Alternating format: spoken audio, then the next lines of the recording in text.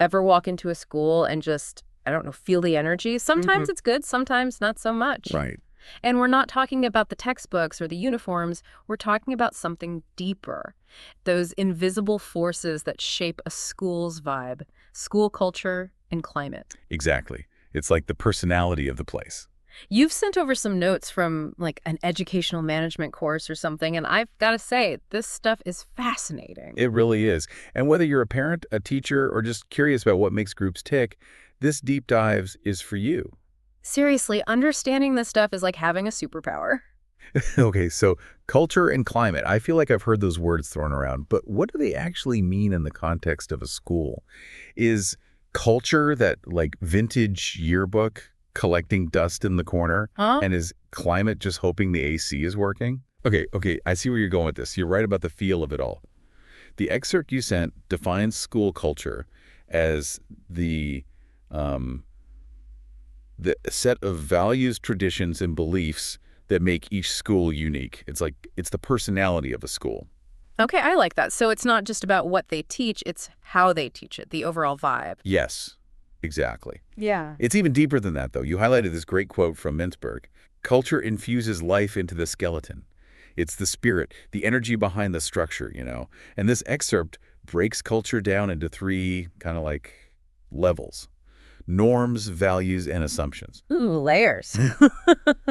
Okay, I'm intrigued. So let's start with norms. Are we talking about those Be Kind rewind posters they used to have in the video store, but like updated for iPads or something? Uh, well, think of norms as the unwritten rules, the how we do things around here stuff, Yeah. like how teachers interact with each other in the hallway, how students address the staff, even something as simple as the dress code. Those are all norms. Yeah. Ugh. Those unspoken expectations, I've totally felt that walking into a school, and it can definitely set the tone, for better or for worse. For sure. And a lot of those unspoken expectations stem from the next level, values. Yeah. These are the deeply held beliefs that drive the school's kind of big picture decisions. Maybe they prioritize academic excellence above all else, or maybe it's community involvement or student leadership that really matters to them. Whatever their values are, they shape what the school focuses on. So a school that's like super gung-ho about their sports teams, that's them showing their values, even if winning is everything, isn't officially written in their like mission statement. Huh, exactly. Values can be shown loud and proud, or they can be revealed through their actions and priorities. Right, right. And then we get to the deepest level, assumptions. These are often unconscious beliefs, like about how the world works, this is just how it is stuff. Okay, now we're getting a little deep here. Give me an example of that. What kind of assumptions are we talking about? Well, imagine a school where teachers have a ton of freedom in their classrooms. Okay. The assumption there might be that teachers are, professionals who know what's best for their students and they should be given the autonomy to do their thing. But in another school, the assumption might be that, like, strict rules and having every teacher follow the same lesson plans, that's what helps kids learn best. See how those underlying beliefs, even if they're not openly talked about, can shape the whole experience. Oh, it's like even if you can't quite put your finger on it, those assumptions are like the core of a school's belief system, how they think education should be. Yes, you got it. Yeah. And all three of these levels, the norms, the values, and the assumptions, they all intertwine to create this complex web that we call school culture. It's a lot like, cultural DNA. I love that. Cultural DNA. Yeah. We are really breaking this down. So we've got the personality of a school figured out. Now, what about climate? Okay. I'm talking about that walk-in and you can feel it energy. You know what I mean? Yeah. My notes mention positive and negative climates, which seem, well, pretty self-explanatory. Yeah. Walk me through it. Sure. You're right. It usually is pretty intuitive. Like, you just know. Right. A positive climate just feels welcoming, supportive, Yeah. engaging. Like, imagine teachers are chatting warmly in the hallways and students are excited about learning. Okay. There's just a general sense of order and purpose. Gotcha. You can practically feel the good vibes. And I'm guessing a negative climate is like the opposite of that happy little picture. Yeah, pretty much. It's like walking into a school and instantly feeling like you need to walk on eggshells. Exactly. A negative climate might mean high stress levels, Yeah. tension between the teachers and the students, Yeah. maybe even a lack of clear expectations. Oh, yeah. Like, think about classrooms that are constantly being disrupted because of behavior issues, or even just like a staff room that's full of hushed whispers Yeah. and negativity. Yikes. not exactly what you picture when you think ideal learning environment, really. Definitely not. Okay, so positive climate, that's the goal. I don't think that's a tough one for anyone to figure out. But my notes here get a little more granular. Okay. They actually break it down even further. Okay. There's this research, I think it's from someone named Moose. Yeah. It's like this whole thing about 3 categories that actually make up a positive climate. Exactly. Can you walk me through those? Absolutely. Think of them like the 3 building blocks, okay, Oh, okay. of a positive school climate. Moose called them relationships, self-development, and system maintenance. And they're all connected. Okay. Relationships. That one's pretty self-explanatory, right? Yeah. Happy teachers, happy students, everyone's friends. Right, exactly. But what about those other 2? Can you break those down for me a little? Sure. So you totally nailed the first one. Relationships is all about how the people in the school interact. So do the teachers collaborate well together? Okay. Do the students feel heard and supported by, the adults around them? Right. Is there a sense of community? Yeah. These are all part of, having those healthy relationships. That makes sense. Now, self-development, that one sounds a little more individual. Okay. Like each person kind of like finding their own path. Right. How does that work in a school setting? So it's about how the school supports personal growth, and not just for the students, Oh, for the teachers too. okay. So does the school foster a love of learning? Do students feel challenged, but in a good way? Mm-hmm. Are they encouraged to, reach their full potential? Right. Do teachers have opportunities to, learn and grow professionally? Okay. It's all about helping everyone become, the best possible version of themselves. I like that. Is the school helping people level up? Uh, Okay, color me intrigued. Now, system maintenance, that one sounds a little, I don't know, a little dry maybe? Yeah, I know, right? Like, is the plumbing working? Uh, Are the lights on? Well, not quite that, but Oh. having smooth operations is definitely part of it. This dimension is less about red tape and more about having, structures in place that create a sense of order, Gotcha. predictability. Okay. Like, are the rules enforced consistently and fairly? Mm-hmm. Is there a clear and effective system for, what happens if there's a disagreement or, if there's some kind of conflict? Right, right. These things help create an environment where people feel safe, respected. So it's not about having rules for the sake of rules. Exactly. It's about creating a foundation of trust and stability. Yes. Like this we've got your back kind of feeling. Exactly. It's about knowing what to expect Yeah. and feeling confident that, if something does happen, it'll be dealt with fairly. Yeah. And remember, all 3 of these dimensions, the relationships, the self-development, and that system maintenance, Yeah. they all work together. Okay. To create that overall climate. And like we said, you can usually sense that climate the moment you step through the door. It's so funny because as you've been talking, I'm like mentally scoring all the schools I've ever been in based on these categories. Right. Here's the big question, though. Okay. Can we actually change these invisible forces? Yeah. Like, they feel so ingrained, right? Yeah. But my notes are actually pretty optimistic that we can improve school culture and climate.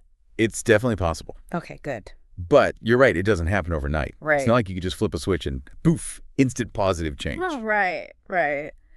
So how do we do it? Well, your notes actually outlined a 4-step process for making it happen. Ooh, I love a good step-by-step process. Okay. All right, lay it on me. What's step 1? Step 1 is awareness. All right, we've looked in the mirror. We've dissected the why time to actually do something, right? Right. What's step 3 in this culture climate makeover?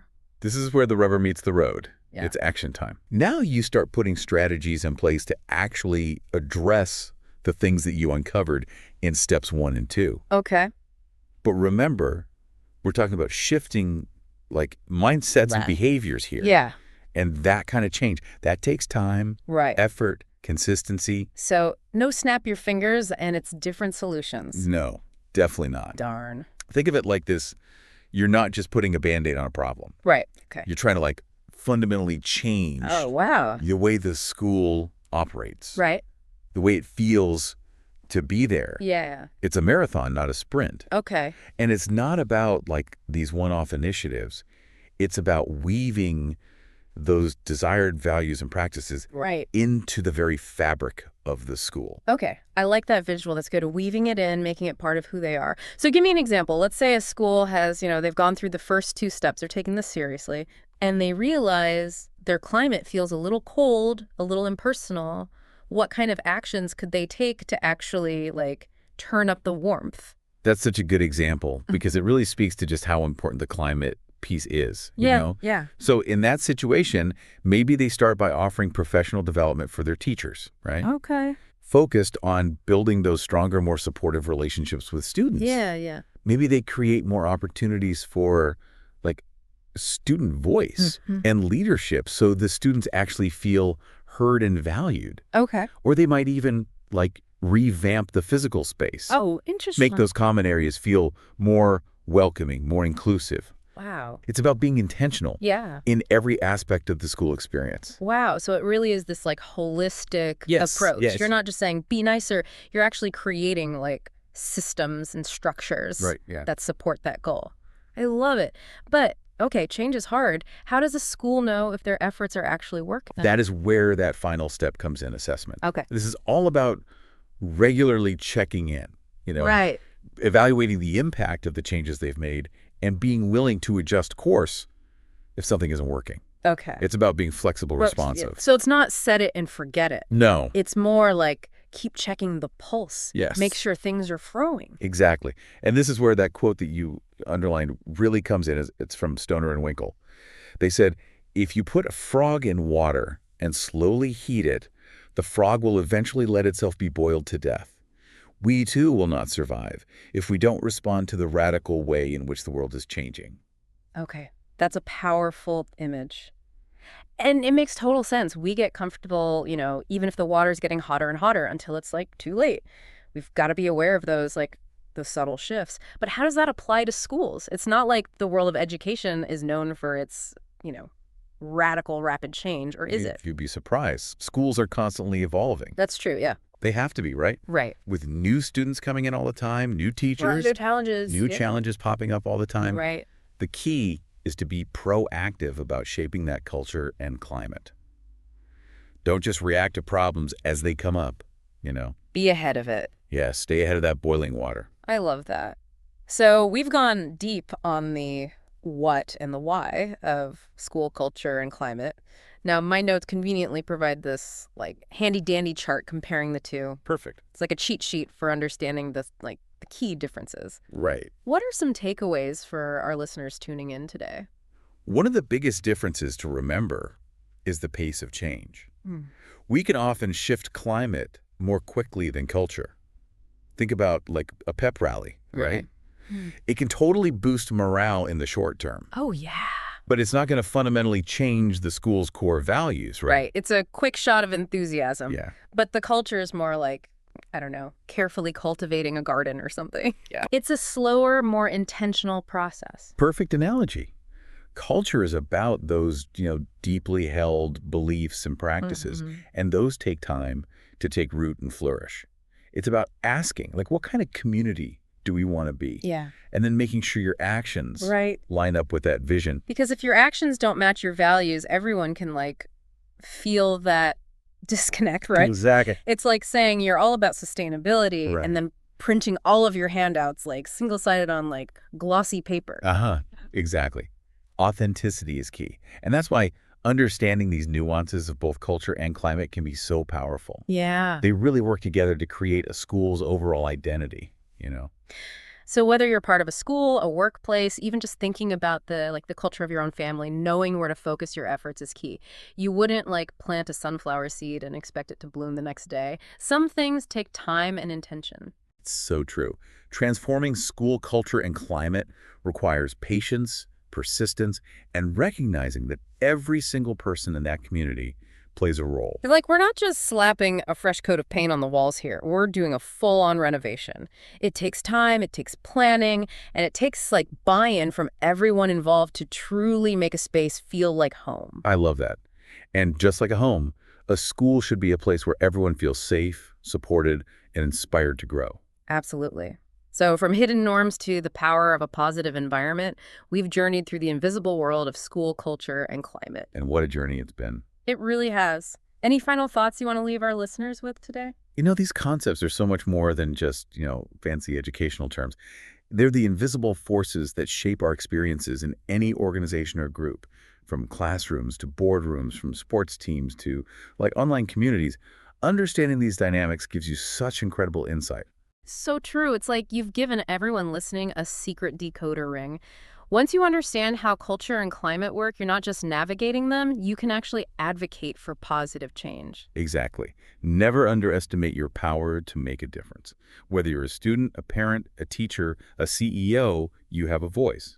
And you can use it to create those healthier, more positive, more productive environments for yourself and everyone around you. What an inspiring thought to end on. We hope this deep dive has sparked some new ideas and insights for you. And as always, we'd love to hear your thoughts. What resonated with you today? What are you still curious about? Reach out and let us know. Until next time, happy exploring.